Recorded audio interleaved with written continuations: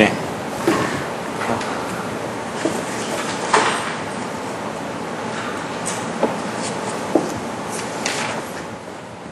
안녕하십니까. 2012년도 오늘 8월 4일이네요. 딱 7일 남았습니다. 제가 6개월 전에부터 시작해가지고 D-Day를 시작했는데 이제 딱 일주일 남았습니다. 마지막 이제 수업인데 그 마지막 수업에 대한 과정들을 또 간단하게 설명을 드리도록 하겠습니다.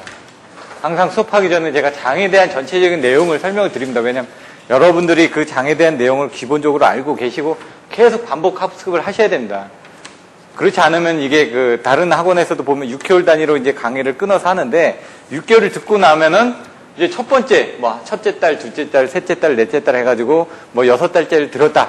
그럼 6달째 들은 거는 기억이 나는데 첫째 달 들었던 건 기억이 안 납니다. 그래서 제가 자꾸 중간중간에 반복을 해드리는 게 사람이라는 게 망각의 동물이다 보니까 3일 법칙, 그 다음에 10일 법칙, 3개월 법칙 이런 식으로 해가지고 사람마다 이렇게 기억하는 감도가 틀려지기 때문에 지금 시험이 일주일밖에 안 남았기 때문에 접수를 하신 분들은 그 일주일 동안 하루에 100문제다 그러면 100문제를 계속 암기를 반복해서 하신다면은 시험 때 되는 날에 그 시험 문제가 딱 받아들였을 때 익숙해졌다. 내가 암기했던 부분이 바로 튀어나와야죠. 그런 키워드들이. 그래서 오늘은 그런 키워드들을 어떻게 이제 보는지 간단하게 한번 또 설명을 드리도록 하겠습니다. 오늘은 마지막 시간이기 때문에 저번 주에 설명드렸던 것처럼 9장과 10장 부분을 다 끝낼 겁니다. 그리고 이 다음 과정부터는 지금 기본서 과정을 조금 더 문제화한, 그러니까 기본반이라고 그러면은 초급 과정 했다 그러면 이제 중급 과정 정도로 약간의 커리큘럼은 똑같습니다. 기본서의 과정대로 커리큘럼은 똑같은데 이제 송전, 변전, 전력계통공학, 송전전이 책 하나로 돼 있고요. 전력계통공학이 책 하나로 돼 있고 발전공학이 책 하나로 돼 있습니다. 그리고 계산 문제가 책 하나로 돼 있는 이 네 가지 책으로 만들어져 있는 게 있습니다.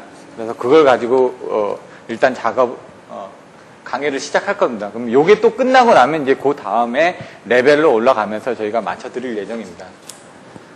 그러면 일단 그 전에 다 송배전공학에서 설명드렸던 내용입니다. 그럼 다시 한번 정리를 한번 해보겠습니다. 9장에서는 전력계통의 안정도에 대해서 설명을 합니다. 안정도가 무엇인지 이런 것들 정의를 이제 정확하게 알고 계셔야 됩니다. 그래서 안정도에 대한 개요 부분에 대해서는 그런 것들을 설명을 하고 있습니다. 그래서 9-1번부터 9-9까지 제일 중요한 부분이 뭐냐? 안정도 향상 대책, 전압의 안정성 이런 부분 다 25점짜리로 나오고요. 이런데 단단법 이런 거 25점짜리로 나왔죠. 전 시간에 2월 달에 등면제법 그리고 과도 안정도나 전체 안정도에 대한 해석 방법을 물어보는 게 25점짜리로 나오고요. 안정도의 분류나 해석 방법에 대해서 물어보는 게 25점짜리로 나온다는 얘기입니다. 그러니까 안정도는 제일 출제 빈도가 높은 부분이다 보니까 여러분들은 이 부분은 정확하게 이해를 하고 계셔야 됩니다. 10장에서는 글쎄요, 전력계통의 운용이나 자동화 쪽, 아니면 전력수요 상정 쪽, 이런 쪽에 대해서 관련되어 있는 문제들이 좀 나올 겁니다. 근데 이 부분들은 제가 어디서 말씀드렸죠? 6장이나 7장. 그 부분에 대해서 다 연동이 되기 때문에 다 설명을 드렸습니다. PF 컨트롤, QV 컨트롤, 아니면은 계산하는 문제에서 이런 부분들이 다 응용이 된다라고 설명을 드렸기 때문에 그 챕터하고 같이 연동해서 보셔야 됩니다. 안정도의 개요에서는 어떤 안정도가 있느냐? 이제 차지하는 부분이 위상각에 대한 안정도, 그리고 전압에 대한 안정도. 사실 이제 송배전공학에서는 위상각에 대한 안정도 때문에 이런 부분을 주로 다뤘다고 하면 전력계통공학에서는 전압에 대한 안정도를 더 부가적으로 설명을 하는 겁니다. 그래서 요 9-9의 전압의 안정성 부분이 이제 들어간 겁니다. 그래서 얘 같은 경우는 이제 PV 컨트롤러라고 하는데 그 PV에 관련된 PV 곡선에 관련된 PV 커브에 관련된 부분을 이 장에선 중요하게 여러분들이 더 살펴보셔야 됩니다. 위상각에 대한 안정도 판별법이 있었죠. 등면제법이라든가 단단법과 같은 이런 부분이 여기 나와 있지 않습니까? 그건 이제 송배전공학에서 나왔던 그런 부분들이고요. 그다음 안정도를 이제 분류를 합니다. 어떻게 분류를 하냐? 우리도 자동차를 분류를 할 때 소형, 중형, 대형, CC로 분류를 하죠. 아니면 사람이 타는 거에 따라서 소형이다, 아니면 버스다, 상형이냐, 승용이냐, 이런 식으로 화물차냐, 짐에 따라서 이렇게 분류를 하듯이 얘도 안정도를 분류를 한다는 얘기입니다. 어떤 식으로 분류를 했냐 이거죠. 송배전공학에서 분류를 했던 거하고 여기서 분류를 했던 거하고는 약간 차이는 있는데 여기서는 이제 정태 안정도, 과도한 정도. 이렇게 두 개로 분류를 했다 이거죠. 그럼 정태한 정도가 뭐가? 여기서도 지금 나오죠. 그러다 보니까 이제 전태한 정도하고 과도한 정도에 대해서 분류를 한 거죠. 먼저 이제 책에서는 개요가 뭔지, 그리고 어떤 식으로 분리해서 이 장에서는 설명을 하겠다는 내용을 설명을 해주는 겁니다.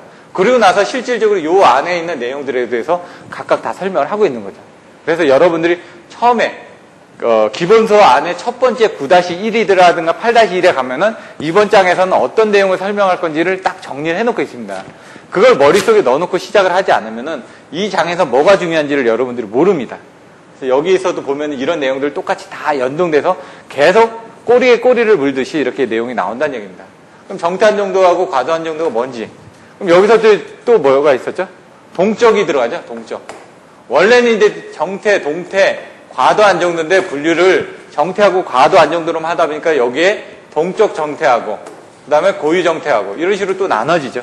여기도 마찬가지로 동적 과도랑 고유 과도랑 이런 식으로 이제 또 나눠진다는 얘기입니다. 그게 이제 책에 나와 있습니다. 그림으로. 그래서 그 챕터를 같이 한번 보시면 될 것 같고요.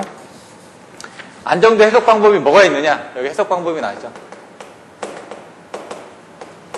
사실 그 전에 이제 송대전 공학에서 배웠던 안정도 해석 방법하고 전력계통공학에서 배우는 안정도 해석 방법에는 약간의 차이점이 있습니다. 그래서 송대전 공학에서 설명드리지 않았던 그런 그 해석 방법들이 나오게 됩니다. 그래서 여기서는 여러분들 그런 부분에 대해서 좀 더 잘 알고 계셔야 됩니다. 그래서 비선형으로 해석하는 방법, 비선형 미분 방정식을 이용해가지고 해석하는 방법, 선형 미분 방정식을 이용해서 해석하는 방법 등으로 나눠진다는 얘기죠. 그래서 여러분들이 나중에 공부를 하실 때도 이런 키워드, 전체적인 그 흐름을 머릿속에 넣어놓고 있으면 그다음부터는 문제를 풀기가 쉬웁니다. 왜냐하면 문제에서 물어보는 의도가 뭔지를 아니까. 예를 들어 등면제법에 대한 부분을 설명하셔. 그러면 등면제법에 대해서 설명하기 전에 기본적인 안정도에 대한 내용부터 설명을 해주고 나서 그 중에 해석 방법 중에 등면제법이 있다. 그 등면제법에 대한 내용들을 이제 풀었으면은 전체적으로 누가 보더라도 이 사람이 폭넓게 알고 있다고 생각하는데 딸랑 등면제법만 물어봤다고 해서 등면제법만 쓰면은 점수를 못 받는다는 얘기입니다. 그래서 이런 전체적인 흐름을 가지고 안정도에 대한 종류는 뭐가 있다 이렇게 한두 줄 정도만 써줘도 이 사람이 이런 내용에 대해서 알고 있구나. 그 중에 이제 해석 방법에 대해서는 선형과 비선형과 선형이 있는데 그 중에 이제 등면제법에 대해서 설명하겠다. 이런 식으로 이제 풀어서 써줘야죠. 그래 이제 채점자가 보기도 이 사람이 전체적인 내용을 알고 있고 답안을 쓰고 있구나. 딸랑 이제 이 사람이 외워서 썼는지 이해하고 썼는지는 딱 보면 압니다. 근데 이제 기본서에 있는 내용들을 대부분 갖다 쓰기 때문에 다 외워서 썼죠.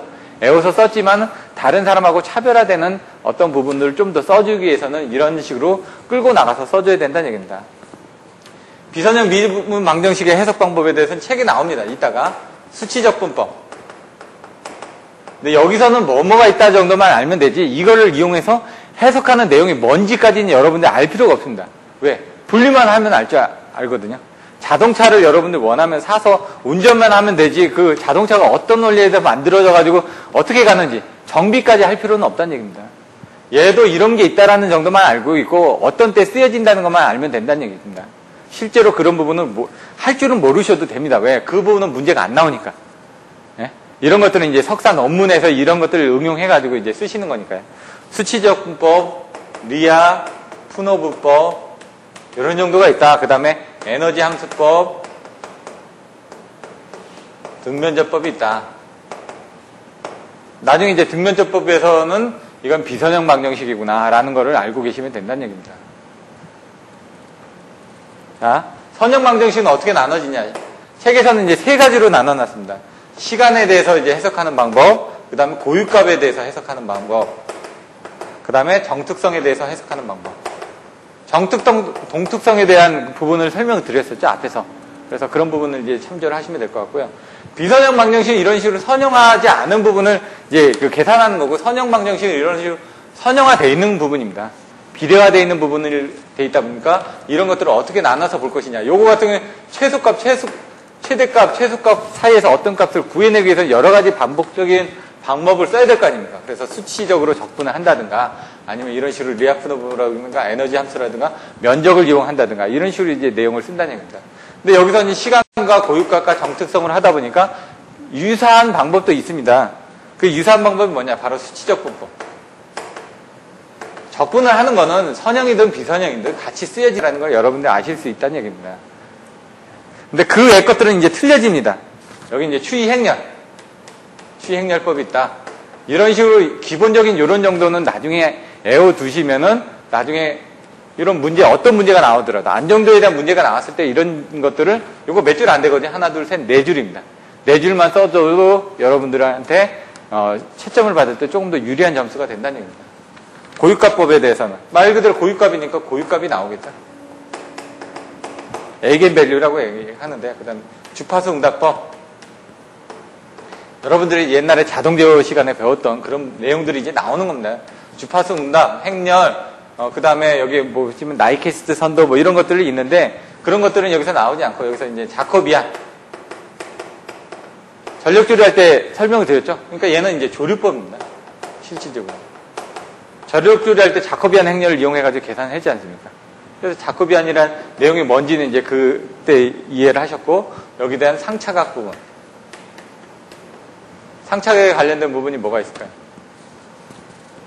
단단법 같은 게 상차법으로 이용하죠. 여기는 등면제법이고, 얘는 단단법이라든가 이런 걸 할 때 아니면 전력 상차각 곡선을 이용한다든가 아니면 그렇게 계산할 때 펼쳐 있었죠.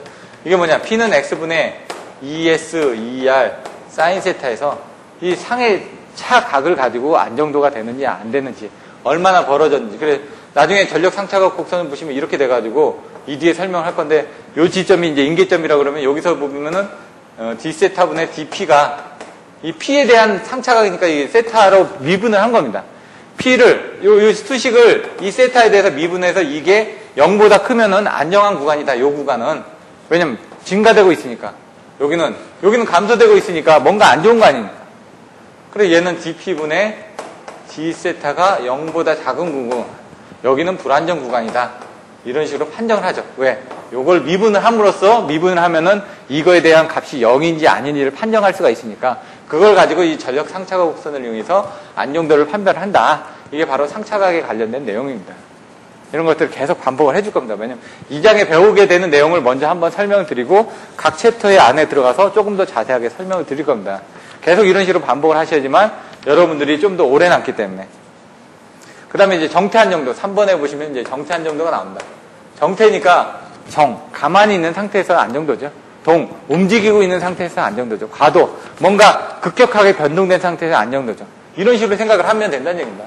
그래서 정태 안정도, 저번에 리액턴스도 설명을 드릴 때 어떻게 되어 있었죠? 리액턴스의 종류에는 차가도, 과도, 동기 리액턴스가 있다. 그러면 얘가 과도 안정도고, 얘가 동태 안정도고, 얘가 정태 안정도 때 사용하는 그런 부분하고 똑같아진다는 얘기입니다. 왜냐하면 영역이 틀리니까. 그러니까 얘도 마찬가지로 안정도도 정태, 동태, 과도가 있는데, 이 동태 부분은 워낙 빨리 여기서 가만히 있거나 아니면 사고가 나거나 이 구간에서 빨리 넘어가니까 여기 구간은 그냥 무시를 한다라고 생각을 해서 여기 구간은 없이 정태하고 과도만 여기서 설명을 하고 있다라고 생각을 해도 된다는 얘기입니다.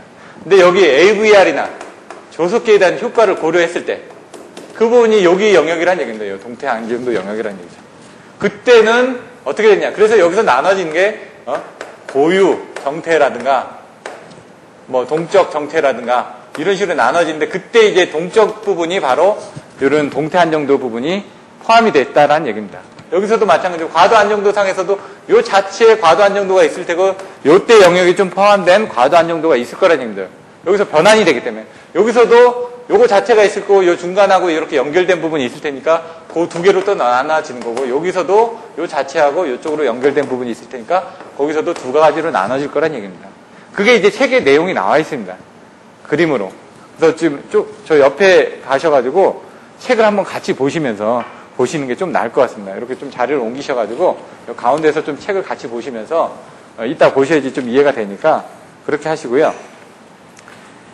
그 다음에 이제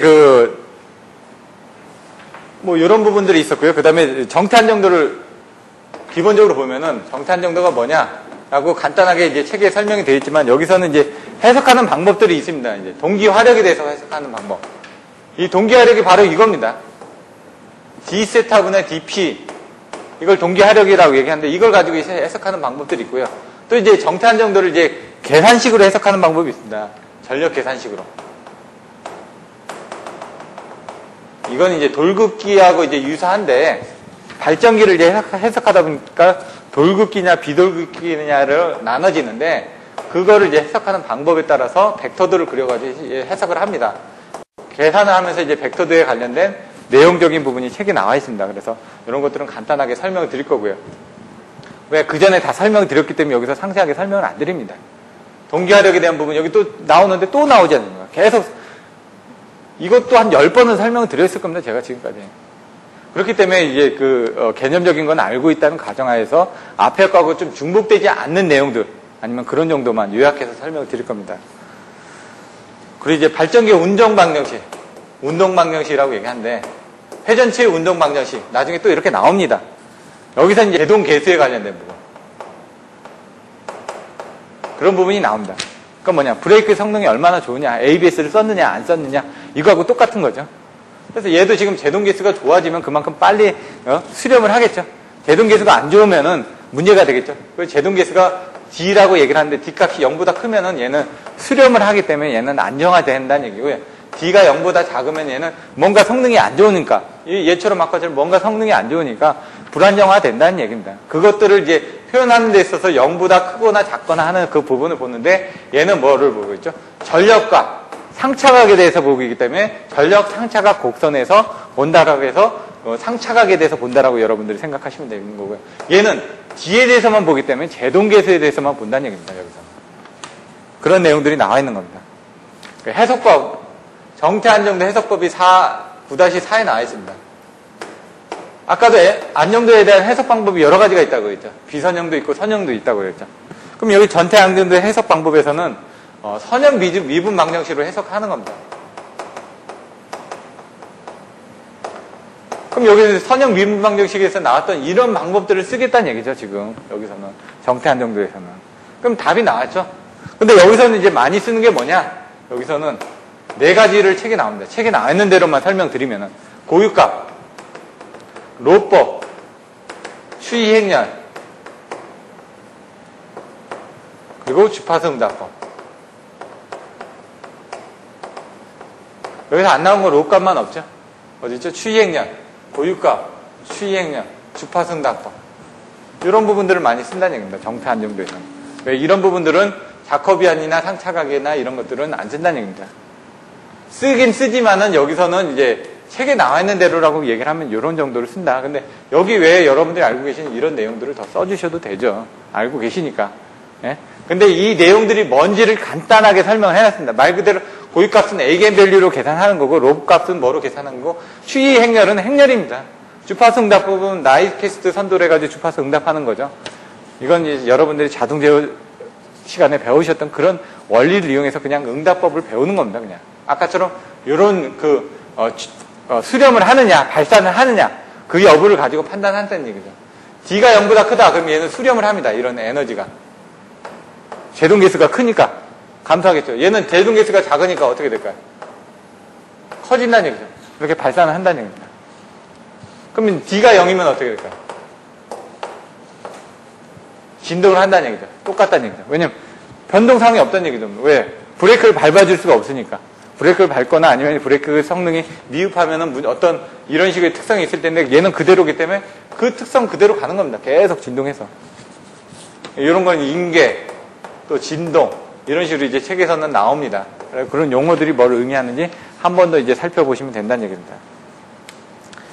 이제 정태 안정도까지 나왔고, 이제 중요한 부분들은 이제 정태 안정도, 평상시 때, 여러분들 평상시 때 몸이 좋을 때는 괜찮다는 얘기입니다. 근데 암에 걸렸거나 이런 때는 어떻게 될까요? 몸에 무슨 이상이 생겼을 때는 빨리 병원을 가봐야죠. 뭐 기침이 나온다든가 하면 병원에 가봐야 될 거 아닙니까? 요 때는 평상시 때 뭐 이런 부분인데 정작 중요한 거는 이런 해석 방법들은 그렇게 크게 중요하지가 않다는 얘기입니다.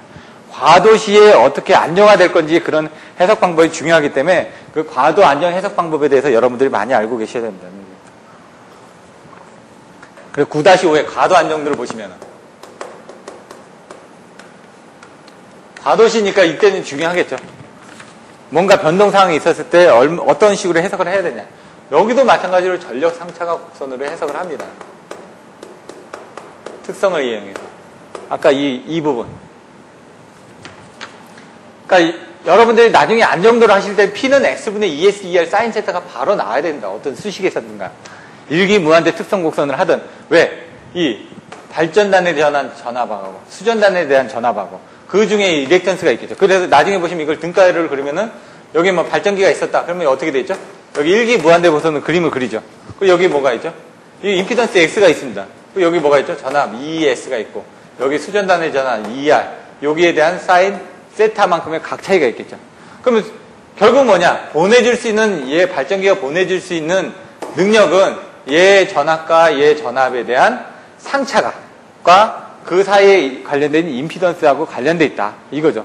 우리가 뭔가 전류를 보내줘야 되는데 이게 I는 R분의 V니까 이건 뭐죠? 결국은 I란 얘기죠.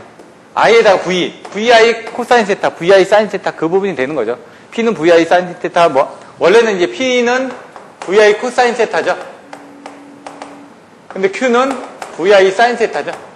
이런 식으로. 근데 여기 3, 3이면 루트 3이 들어가죠. 그것들하고 똑같은 겁니다. 왜냐면 X분의 2S면 얘가 I가 되니까 얘 VI 뭐 사인 세타가 되겠죠. 근데 왜 사인 세타가 됐냐? 왜 미분을 하면은 사인 세타가 됩니다. 원래는 이제 코사인 세타인데 이걸 미분을 하면 어떻게 되죠? 사인 세타가 되는 겁니다. 사인 세타를 미분하면 이제 코사인 세타가 되죠. 그런 식으로 이제 어떻게 됐죠, 얘가? D 세타분의 DP. P를 미분을 했지 않습니까? 세타에 대해서. 그렇기 때문에 그런 값들이 이제 조금씩 왔다 갔다 하는 것 뿐입니다.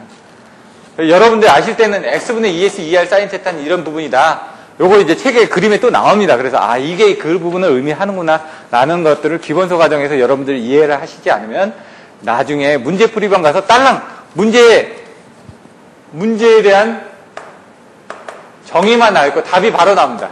이거 어떻게 이해할 거라는 얘기죠.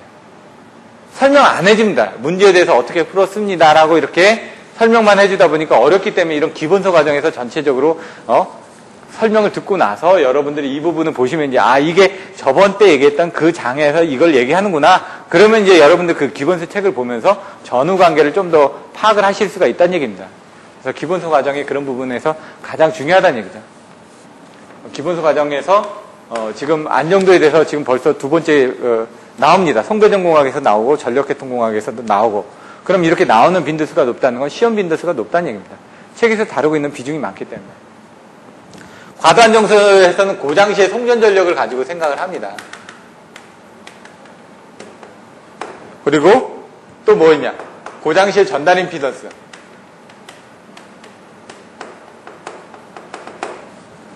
이해선 선로가 이렇게 있었죠.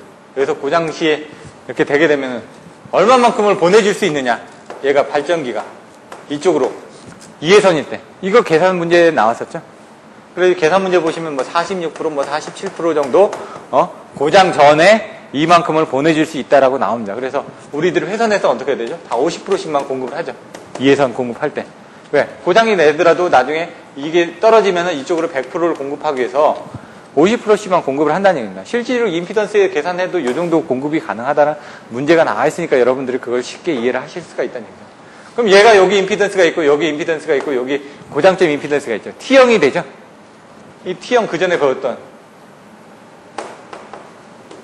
요거는 2분의 Z 2분의 Z Y 이 부분을 계산하는데 우리는 이제 전달 임피던스를 송전전력을 계산하려면 지금 P는 X분의 2S, 2R 사인 세타에서 얘 X값 이 임피던스 X값에 따라서 요 송전전력 P값이 틀려질 거 아닙니까? 여기 기존의 X1A 플러스 X2A 플러스 XA분의 요 전달 임피던스분의 X1A, X1B 이런 식으로 또 나옵니다. 그럼 요 고장 중에 대한 요 임피던스 부분을 이제 계산하는 것들을 여러분들이 아셔야 된다는 얘기죠. 요 값을 계산하면 요걸 이제 파형으로 계산해야 된다는 얘기죠. 파형으로. T형, 파형 변환하는 방법들을 알고 계시지 않습니까? 파형을 하게 되면 얘는 2분의 Y, 2분의 Y 얘는 임피던스 Z가 되는 거죠. 왜? 우리는 송전전력을 계산하니까 여기에 연결된 임피던스 필요가 없다는 얘기입니다. 왜? 전달 임피던스니까 여기서 여기까지 보내줄 때 이거에 대한 합성 임피던스만 계산하면 되는데 얘는 이쪽으로 빠져나갔지 않습니까? 필요 없다. 빠져나간 건 필요 없으니까 이쪽으로 빼버리고 2분의 Y로 빼버리고 여기 부분에 대한 이 두 개의 부분을 어떻게 됩니까? 이렇게 하나에 대한 임피던스 하나로 계산을 해줘야 된다는 얘기입니다. 그럼 하나로 계산되면 이 임피던스하고 이 임피던스를 병렬로 연결하게 되면 우리가 원하는 임피던스 값이 나오겠죠. 그걸 가지고 얼마를 보내줄 수 있다는 걸 계산할 수 있다는 얘기입니다. 그래서 요거를 이제 바꿔주는 과정이라든가 이런 내용들이 나와 있는 거죠. 여기서 이제 또 나온다는 건 이제 회전체의 운동 방정식. 이런 부분이 또 나옵니다. 왜? 발전기에 대한 운동 방정식을 이해를 해야 된다는 얘기죠. 왜냐면 발전기가 발전해서 공급을 해줄 때 조속기에 대한 입력, 발전기에 대한 입력과 출력과의 관계를 알아야지만 안정화됐을 때 어떤 이제 문제가 생겼을 때 얘가 얼마만큼 공급을 해줄 수 있는지 그런 것들을 알 수 있다는 얘기입니다. 그래서 그런 내용들을 여러분들의 세타에 대한, 지금 여기 세타에 대해서 나왔으니까. 그럼 사실 유효전력의 흐름은 어떻게 됐냐? 그런 부분 설명드렸죠. PF 컨트롤하고 QV 컨트롤 앞에서 설명드렸죠. 왜? P는 전 계통적으로 움직인다고 그랬고요. Q는 국지적으로 움직인다고 그랬죠. 그래서 얘를 국지적으로 움직일 수 있는 방법에 대해서 어떤 것들이 있다. 예? 발전소에서 전압을 조정하는 방법, 변전소에서 전압을 조정하는 방법, 주상변압기에서 전압을 조정하는 방법, 배전소를 해서 전압을 조정하는 방법, 이런 것들이 있었다는 얘기죠. 근데 이제 Q가스를 조정하기 위해서는 저희가 어떻게 했었죠? 조상설비들을 많이 이용했지 않습니까? 이 QV 컨트롤에서 제어하는 방법이 뭐가 있었죠? 개별 제어, 협조 제어, 종합 제어. 이 내용이 나왔어요. 개별 제어는 개별적으로만 제어한다는 얘기입니다. Q, 조상설비 SC에서 제어를 하든가 SHR에서 제어를 하든가 아니면 또 나올 수 있는 부분이 OLTC에서 제어를 한다든가 이렇게 변전소 쪽에서 제어를 하는 방법, 발전소 쪽에서 제어하는 방법, 여러 가지 방법들이 있었죠. 협조 제어는 뭐냐? 발전소가 주가 된다고 그랬죠. 발전소가 주가 돼서 제어를 개별적으로 하면서 이런적인 것들을 플러스해서 제어를 한다는 얘기죠. 종합 제어는 뭐가 있었죠? 종합적으로 제어한다고 그랬죠. 발전소 쪽에서는 뭘 제어를 한다? AVR, AQR로 제어를 하고 이렇게 변전소 쪽에서는 또 뭐가 제어를 했었죠? 션트리액터, SC, 스테이트콤 같은 이런 설비로 제어를 했었다. 앞에서 나왔던 이런 순차적인 개념을 가지고 요게 뭘 제어를 하고 있는 거죠? 전력계통을 지금 제어를 하고 있는 거죠. 전력계통에 대한 전압을 제어하고 있다는 얘기입니다. 여기서 무효전력 계산을 해서 필요한 부분을 발전소를 제어하거나 변전소를 제어했죠. 그럼 여기서 전력계통에서 필요한 무효전력을 공급을 해달라고 이쪽으로 보거나 아니면 이 위에 지금 ELD, 이코노미 로드 디스패치 쪽으로 이렇게 해가지고 여기서 다시 이렇게 제어를 하거나 이게 바로 종합제어에 대한 개념이라고 설명을 드렸었죠. 나중에 그래서 개별제어, 협조제어, 종합제어를 알고 계시고 이런 것들이 뭐가 되는지 전체적으로 개념을 알고 계신 상태에서 종합제어를 이런 식으로 그림을 써주시면은 나중에 QV 컨트롤의 제어 방식에 대해서 설명하시고 했을 때 답안은 결국 이걸 쓰는 내용이라는 얘기입니다. 뭘 묻는지를 먼저 정확하게 알고 계셔야 된다는 얘기입니다. 전체적으로. 그리고 거기에 대한 내용들이 뭔지는 여러분들이 그때 가서 이제 공부를 하셔도 늦지 않다는 얘기입니다. PF 컨트롤은 전체적인 국지적인 부분이 아니라 전 계통적인 부분이니까 얘는 P값이 어떻게 된다고요? 주파수에 대해서 운동한다고 그랬죠.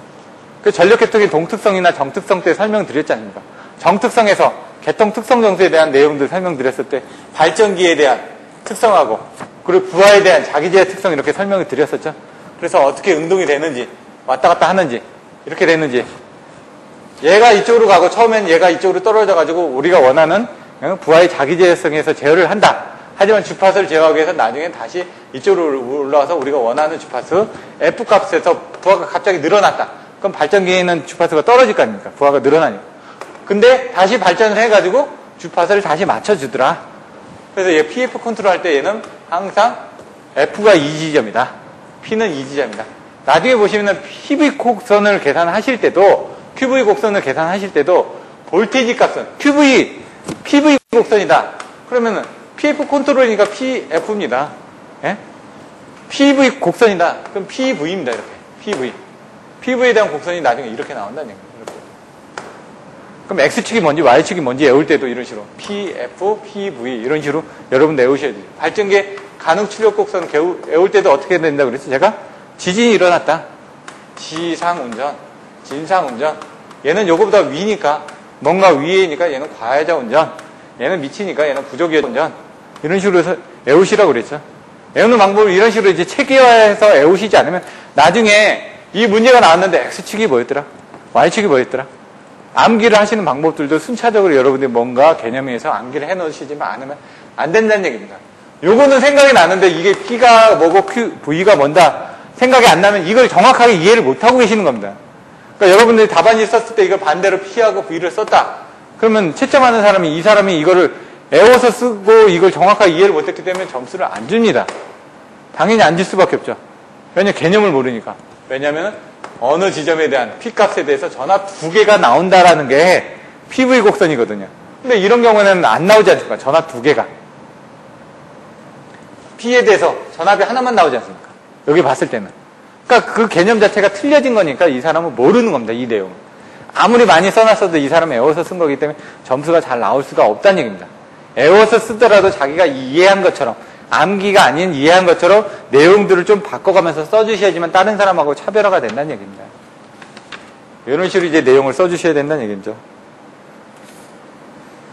여기서도 지금 이렇게 나가고요. 뭐 회전체 운정방지식에서 좀 빠졌는데 그 다음에 이제 등면적법. 앞에서 시간이 걸리더라도 제가 자꾸 그 각 장의 첫 번째 이런 부분을 설명을 드리는 게 요 다음에서도 그렇게 설명을 드릴 겁니다. 왜냐면 그때는 이제 파워포인트로 작성을 해서 프리젠테이션 화면을 해가지고 이런 것들을 제가 쓰지 않고 이런 키워드를 하나씩 화면에 띄워드릴 겁니다. 그러면 여러분들 그걸 대세김질 하시면서 그거에 대한 키워드가 뭐였죠? 이렇게 제가 반문을 할 겁니다. 그럼 그런 키워드들이 나와줘야 됩니다. 왜냐면 지금까지 제가 6개월 동안 설명했던 키워드를 설명을 못한다는 거는 나중에 시험 시간에 여러분 입에서 목소리로 나오지 않으면 시험 시간에 쓸 수가 없습니다. 목소리로 나오지 않는데 어떻게 화면에다 쓸 수 있을까요? 자꾸 그래서 얘기를 하는 것들을 반복해서 훈련을 하셔야 됩니다. 이거에 대한 답은 이렇게 언어를 학습하듯이. 왜냐면 우리가 많이 들어야 됩니다. 일단 애들이 말을 할 때 어떻게 되죠? 일단 많이 듣고 그걸 흉내내는 겁니다. 마찬가지로 여러분들도 제가 얘기하는 것들을 반복해서 여러분들한테 설명해 드리면 그걸 듣고 훈련을 해가지고 시험 문제가 나왔을 때 그대로 쓰시면 합격을 한다는 얘기입니다. 근데 이제 그대로 쓰시면 합격을 하는 게 아니라 거기에 여러분들이 조금 더 플러스 알파를 해주셔야죠. 왜냐면 저는 기본적인 거, 기본반이기 때문에 기본적인 것만 가르쳐 드리고 있습니다. 거기에 대한 것들을 이제 조금 더 체계화해서 살을 붙여 나가는 그런 부분에 대한 것들은 응용반에서 이제 가르치고 있기 때문에 그런 것들을 참조를 하셔야 될 것 같습니다. 등면적법은 뭐였죠? 면적을 가지고 판단을 한다고 그랬죠. 등면적법. 얘는 어떤 계통에 사용하죠? 다기계통은 사용하지 않고 이기계통에 사용합니다. 이기계통까지만. 다기계통 사용하는 게 바로 뭐다? 단단법이다. 이런 식으로 비교해서 딱 정확하게 알고 계셔야 된다는 얘기죠. 등면적법하고 단단법이 전부 다 안정도에 대한 해석 방법인데 등면적법은 뭐? 과도 안정도의 해석 방법이 등면적법입니다. 과도 안정도 해석 방법이 단단법입니다. 똑같이. 과도 안정도. 해석 방법은 등면적법과 단단법인데 왜 이때는 이걸 쓰고 왜 이때는 이걸 쓰느냐? 왜? 얘는 이기계통밖에 해석을 못하니까. 얘는 3기계통 이상의 큰 계통도 해석할 수가 있으니까. 얘는 조그만 것만 해석할 때 쓰는 거고 얘는 여러 가지 큰 계통을 해석할 때 쓴다는 얘기입니다. 등면적법의 단단법은 안정성의 판별을 다이렉트로 볼 수가 있습니다. 하지만 여러 계통을 할 수가 없고 그 다음에 시간적인 추이까지는 볼 수가 없다는 얘기죠. 시간적인 추이 같은 건 볼 수가 있고 추이는 볼 수 없다. 단지 안정도 여부만 판별을 하는 거죠. 그러니까 간단하게 해석할 때 이런 것들을 쓴다는 얘기죠. 이기계통밖에 안 될 때. 근데 다기계통일 때는 시간적인 부분은 봐야 될 거 아닙니까? 시간적인 부분을 보다 보니까 이런 식으로 해가지고 이렇게 수렴을 하는 게 뭐 이렇게 해가서 수렴을 하거나 이렇게 하다가 이렇게 0.6초 이상이 되게 되면 얘가 90도 이상의 위상각이 돼가지고 발산하는 지점이 나오더라. 시간에 따라서 이런 식으로 그림을 그려보니까 어느 정도 시간이 지나니까 이렇게 발산을 하더라. 시간적인 추이까지 볼 수가 있다는 얘기죠. 단단법은. 그걸 뭐에 대해서 배우냐? 위상각에 대해서 보거나 그 다음에 입력, 그 다음에 각석도에서 배우거나 출력, 입력은 똑같다고 보면 출력도 뭐 변동이 있겠죠. 출력이 있을 테고 그걸 시간에 대해서 배운다는 얘기입니다. 여기는 시간에 대한 부분이 없다고 그랬죠. 예? 얘는 시간에 대한 부분이 있으니까 얘가 시간에 대한 추이라는 얘기죠. 근데 요거에 대한 Y축은 뭐냐?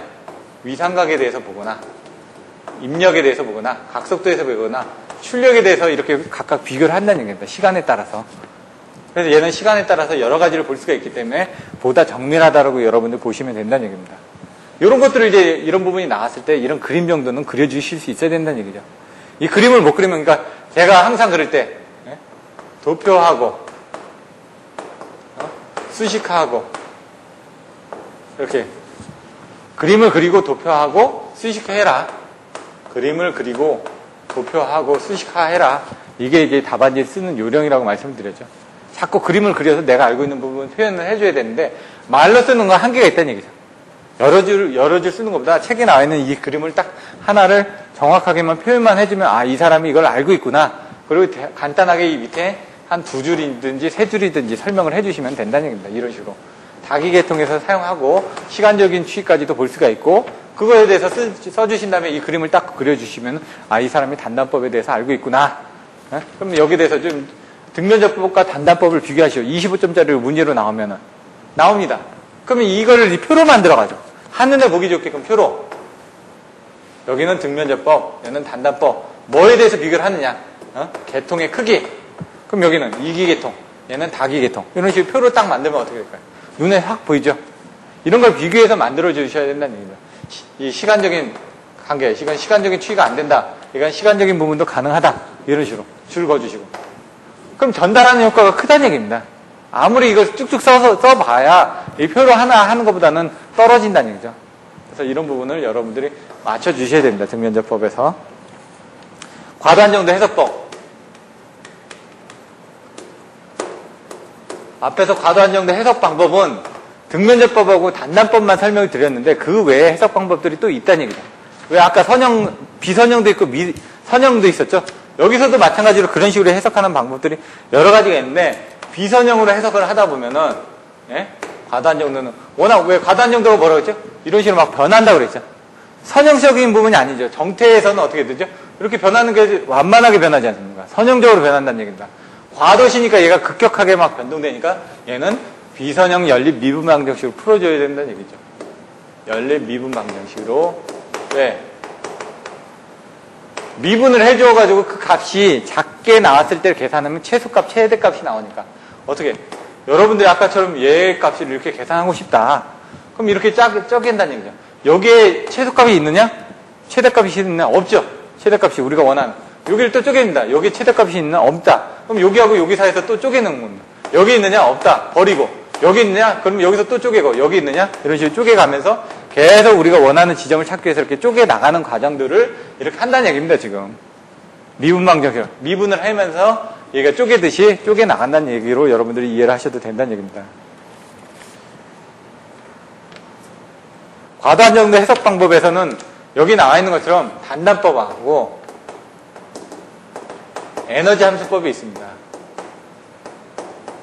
책에 나와 있는 거는 지금 왜 아까 비선형 연립 미분 방정식에서는 수치 적분법도 있었고 시간에 대한 부분 여기 나오면 고유값에 대한 부분 정특성에 대한 부분 이런 식으로 있었죠. 여러 가지가 있었는데 그 중에 나와 있는 건 뭐냐 단단법하고 에너지 함수법만 지금 설명을 하고 있다는 얘기입니다. 이 챕터에서는 앞에서는 목차에서 여러 가지 설명을 했지만 거기에 대해서 이게 뭐다 정도만 이제 요약을 해드렸지 거기에 대해서 자세히 설명한 건 뭐다? 단단법하고 에너지 함수법에 대해서만 설명했다는 얘기죠. 왜? 그만큼 이게 중요하니까. 그러니까 여러분들 보실 때도 아까처럼 목차 정도만 알고 계시면 되고 나머지는 이게 중요하니까 이게 뭔지를 여러분들이 아셔가지고 쓰셔야 된다는 얘기죠. 에너지 함수법 10점짜리로 나올 수가 있습니다. 단단법하고 등면접법 비교하는 거 25점짜리로 나옵니다. 단단법만 25점짜리로 물어서 나왔습니다. 지금. 단단법은 어떤 때 쓰이냐? 고장 전, 고장 중, 고장 후 이런 식으로 해가지고 계산을 했다는 얘기죠. 왜냐? 고장 전에 값은 여기였었죠. 그런데 입력이 이렇게 변동이 됐죠. 고장 중에. 고장 후에 입력이 변동된 상태에서 어떤 값들을 이렇게 비교를 하겠다는 얘기입니다. 표를 이용해서. 에너지 함수법은 함수를 이용해서 계산을 하겠다는 얘기죠. 결국은 우리가 이제 그 경제부합해보는 할 때도 어떻게 됐죠? 함수값을 0으로 제거를 하기 위해서 최소값을 구했지 않습니까? 얘도 그 함수값을 최소로 하기 위한 부분을 계산합니다. 근데 여기서는 그림이 나옵니다. 하나의 그림이. 어떤 그림이냐?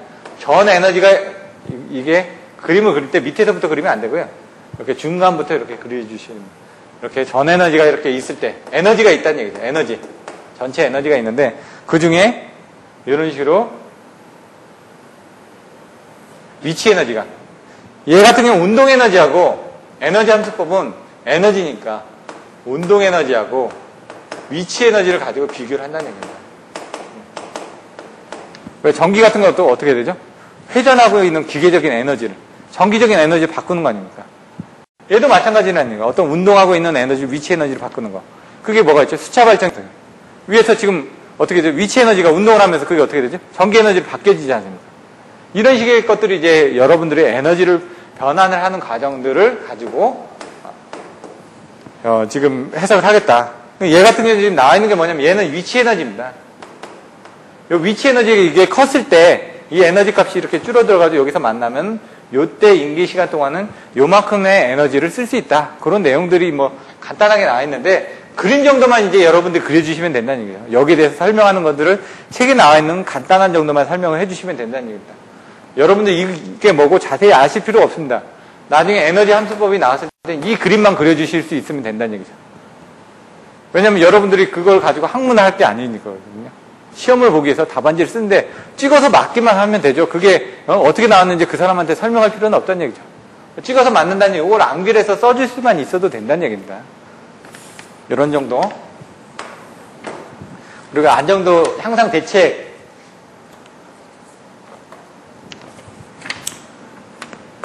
안정도 향상 대책. 25점짜리로 얘는 나옵니다. 제가 옛날에 이 문제를, 저도 옛날에 시험을 볼 때, 요런 거하고 이제 한 교시 때 6문제가 나오죠. 6문제 중에 4문제를 썼습니다. 그래서 80점이 나오더라고요. 그건 뭐냐면은, 한 문제당 20점씩은 줬다는 얘기입니다. 그때 이런 안정도 향상 대책 문제가 나왔었습니다. 똑같이. 안정도 향상 대책에 대해서 쓰시오. 모범 답안대로 썼습니다, 그냥. 지금 설명드리는 건 모범 답안이라는 얘기죠. 그 모범 답안대로 쓰시면 20점 정도는 나온다는 얘기입니다, 그러면. 근데 이제 20점을 이제 막기 위해서는 2장 정도 이상은 써주셔야 된다는 얘기입니다. 2장을 채워넣으려면 제가 지금 설명드리는 건 한 페이지 정도밖에 안 됩니다. 그럼 거기다 살을 붙이는 것들은 여러분들이 이 책에 있는 내용을 보고 저기 있는 안정도가 뭐고 이런 것들을 좀 갖다 써주셔야 된다는 얘기입니다. 안정도 향상되게 대해서 쓰실 때 안정도가 뭐라는 걸 갖다 내용을 써주시면서 안정도에 대해서는 이런 문제점이 발생할 수 있기 때문에 안정도를 향상시키기 위해서는 이런 부분이 쓰여져야 된다. 이런 식으로 이제 서론, 변론, 결론식으로 해가지고 이제 내용을 전개를 해주셔야 된다는 얘기입니다.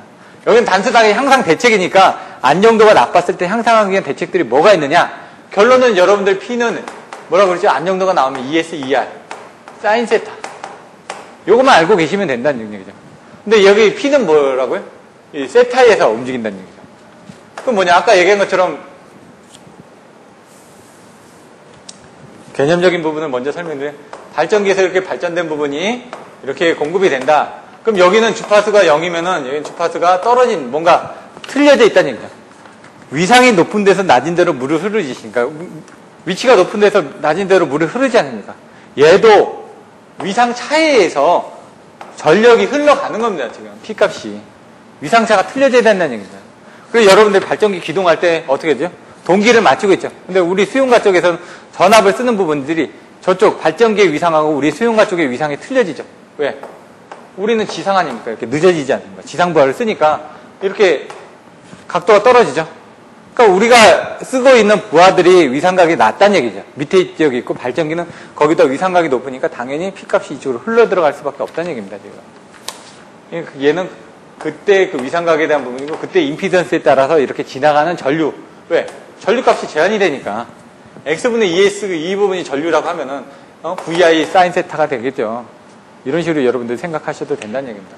여기서 안정도를 향상시키기 위해서는 이 안정도를 향상시킨다는 건 이 P값을 향상시킨다는 게 되겠죠. 어떤 문제가 생겼을 때 전력을 급격하게 공급할 수 있으려면 전압이 좋거나 아니면 리액션스 값이 작거나 아니면 이 세타 값이 좋거나 이런 식으로 얘가 크거나 얘가 크거나 얘가 작거나 하면은 P값이 커지겠죠. 그걸 가지고 이제 설명을 하는 겁니다. 결론적으로 보면은 그 부분을 이제 하는데 키워드는 어떻게 된다? 리, 전, 충, 입, 기 이렇게 외우라고 그랬죠. 제가 그때 리 뭐냐? 리액턴스. 리액턴스가 감소하면 된다는 얘기죠. 요게 감소하면 된다는 얘기죠. 전압. 여기 전압이죠. 전압 변동을 억제한다. 전압이 이제 변동되지 않게끔 만들어준다. 왜냐면 낮춰지거나 높여지거나 하면은 이게 P값이 출렁이 될 거 아닙니까? 얘가 움직인다는 건 얘가 출렁인다는 얘기니까 그거를 억제를 해줘야 된다. 이런 얘기가 있고요. 그 다음에 전압을 유지해줘야 된다. 충격을 둔감하게 해준다. 왜? 여기에 대해서 발전기 쪽에 충격이 있다든가 뭐 어떤 사고가 충격이 났을 때 그런 부분 둔감하게 해주면 얘가 어떤 전달 부분이 늘어나겠죠. 여기는 발전기 입력에 대한 이런 것들을 평형화하거나 이런 내용들이 이따가 또 책에 나올 겁니다. 얘는 기타 이런 식으로 해가지고 키워드를 가지고 리전 충익기로 외우셔도 된다고요. 그 리액턴스 뭐냐? 리액턴스를 감소할 수 있는 방법들이 뭐가 있는지를 써주셔야 되는데 저는 이제 단난 복직 기회 이렇게 외웠다는 얘기죠. 단건 변압기를 채용한다. 단건 변압기가 뭐냐? 보통 변압기가 어떻게 됐죠? 이렇게 됐죠? 철심에 의해서 이렇게 연결되어 있다는 얘기입니다. 이렇게 결론적으로 보면.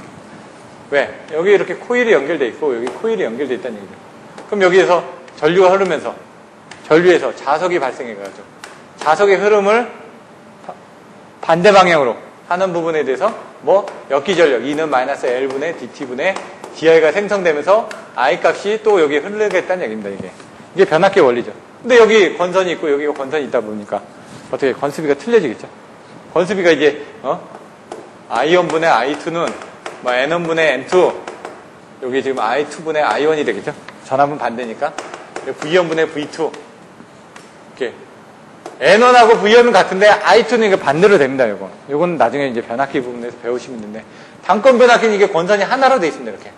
이렇게 얘는 건선이 두 개가 있으니까 손실이 더 많이 생길 거 아닙니까? 여기서도 손실이 생기고 여기서도 손실이 생기고 단건 변압기는 건수가 하나니까 어떻게 돼?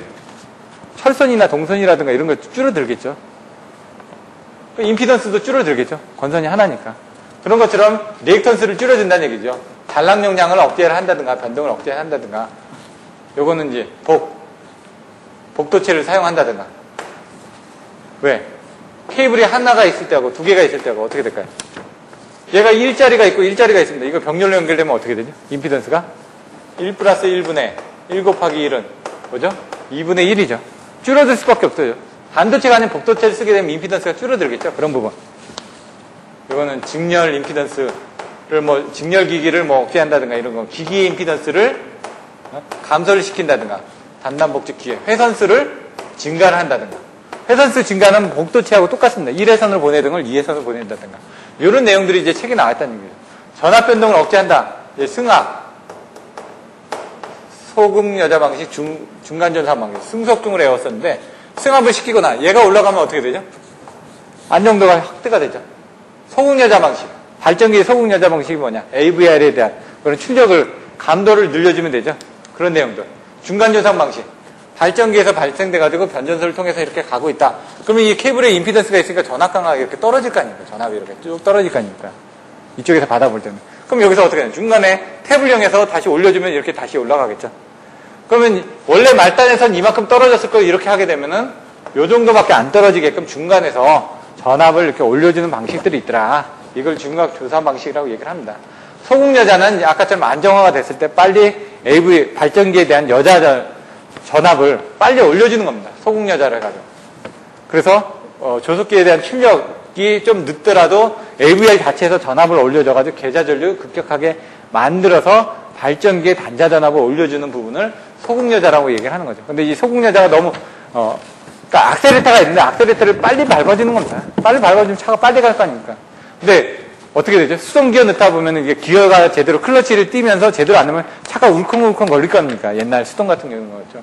그거를 잘 못하면 이제 소금여자에서는 문제가 생기는 거죠. 그래서 그걸 완만하게 해주기 위한 여러 가지 기법들이 또 있다는 얘기입니다. 또 나중에 보시면 충격을 둔감하게 해주기 위한 부분들. 입력을 변환하기 위해 뭐 발전기 입력 T2라고 했는데 T가 뭐죠? TCBR. E는 에바, 얼리 밸브 어큐뮬레이터, 사이리스트 컨트롤 브레이킹 레지스터. 발전기의 출력을 이제 변동해 준다는 건 여기서 부하가 탈락이 됐습니다. 부하가 탈락이 됐으면 어떻게 됩니까? 발전기는 부하가 탈락이 됐으니까 짐을 들고 가다가 짐을 다 떨어버렸습니다. 갑자기 얘가 짐이 가벼우니까 좀 더 빨라질 거 아닙니까? 속도가 빨라지니까 위험하겠죠. 어느 정도로 안정하기 위해서. 그걸 이제 제어하기 위해서 여기서 어떻게 하냐. 사이리스터를 이용해서 이렇게 달아놨죠. 사이리스트를 재어놓고 레지스터를 달아놓습니다. 이게 TCBR인데 이 부하가 탈락이 되면 여기를 이제 차단기를 딱 집어넣어가지고 얘가 이 부하를 분담하게끔 해가지고 발전기가 왜 갑자기 빨라지다 보면은 속도가 빨라져서 어떤 계통에 문제가 생길 거 아닙니까? 압력도 더 발전기 중간중간에 압력도 세질 거고. 얘가 회전 속도가 빨라지다 보면 어떤 기기 쪽에 문제가 생기겠죠. 그걸 적당히 줄여주기 위해서는 뭐 부하를 넣어줘야 되겠죠. 아니면 밸브를 어큐뮬레이터를 조정을 해가지고 발전기에 들어가는 스팀의 양을 조정해가지고 발전기의 속도를 조정해주지 않으면 안 된다. 이런 부분들이 여기 나와 있다는 얘기입니다. 이렇게. 이건 기타. 이건 팩치라든가 HVDC 같은 이런 안정화 장비들이 나옵니다. 나중에 안정도 뭐 어디 가게 되면 복도체 이런 데 가서도 FH 직렬 이게 뭐죠? 플렉시블 AC 트랜스미션 시스템 하이 볼테이지 다이렉트 커렌트 이런 식으로 나와있죠. DC 송전을 하는 겁니다. 말 그대로 안정화하기 위해서 AC하고 DC는 틀려지니까요. 그런 부분이 나와있고요. 그 다음 마지막으로 9-9에서 안정도의 전압의 안정성 이게 뭐라고요? 전압 안정도. 전압 안정도가 뭐라고요? PV, 커브. 아까 보셨던 것처럼 이런 부분이 있다는데, 여기 자세히 보시면은, 여기 역률이 1인 지점, 여기 역률이 지상인 부분, 여기 역률이 진상인 부분, 요걸 역률로 기준으로 해가지고, 얘는 뭐냐? P. 어떤 P에 대해서 이렇게 보니까, 전압이 2개가 발생이 됩니다. 이렇게 전압이. 오케이. PV 곡선에서. 전압이 낮은 전압도 발생되고, 높은 전압도 발생되죠. 근데 이 영역에서는 어떻게 되죠? 높은 전압이죠. 안정한 전압을 쓸 수가 있는데 이 영역에서는 낮은 전압이 나오죠. 그럼 전압이 떨어진다는 얘기죠. 그건 좋을 게 없겠죠. 왜냐면 전압을 적정하게 유지를 해야 되는데. 얘 부분은 어떻게 되냐? 얘는 지금 감소하고 있는 부분이죠. 요 DP분의 DV가 어떻게 되죠? 여기 감소하고 있죠. 여기 감소하고 있는 구간에서는 안정적인 부분인데 여기서는. 여기는 어떻게 되죠? 증가하는 부분이죠. DP분의 DV가 증가하고 있는 부분에서는 불안정하다. 이렇게 보시면 된다는 얘기죠. 그런 것들을 이제 내용을 써주시면 된다는 얘기죠. 이런 내용들이 있고, 요게 인계점. 요걸 넘어가기 시작하면 그때부터 불안정해진다. 요걸 거꾸로 하면 어떻게 되죠? 아까 여기서 요거하고 똑같죠? 여기서는 어떻게 되죠? 여기는 안정하고, 여기는 불안정하지 않았습니까? 그걸 어떻게 된 거예요? 옆으로 돌려놓은 겁니다, 지금. 그렇게 이해하시면 좋죠. 대신 이제 기울기는 이제 틀려지더라. 여기는 뭐 어떻게 되죠? DP분의 DV가 0보다 올라갔을 때 이게 증가되니까 여기 안정하잖아요. 얘는 어떻게 되죠? 올라가는 구간은 얘가 이 부분이 올라가는 구간 아닙니까? 거기선 불안정하더라. 이런 내용들을 정확하게 써주셔야 된다는 거예요. 여기는 세타죠. DP분의 세타. 왜? 얘는 전력 상차각 곡선. 항상. 왜? P는 X분의 ES, ER의 사인 세타. 이 전력과 상차각에 대한 것들을 미분해서 얻어진 곡선이 이거다 이거죠. 미분해서. 그래서 전력과 상차각에 대한 곡선 제가 V로 써봤는데 아시나 모르나 제가 중간중간에 한 번씩 체크를 합니다. 저번에도 이제 제가 물어보면은 이건 D세타라는 얘기입니다. 자꾸 반복을 하셔야 됩니다. 왜? 틀리면 안 되니까. 또 틀린다는 얘기입니다. 이런 부분들은. 여러분들이. 이게 구장에 대한 내용입니다. 이걸 자세하게 다시 한번 또 설명드릴 겁니다.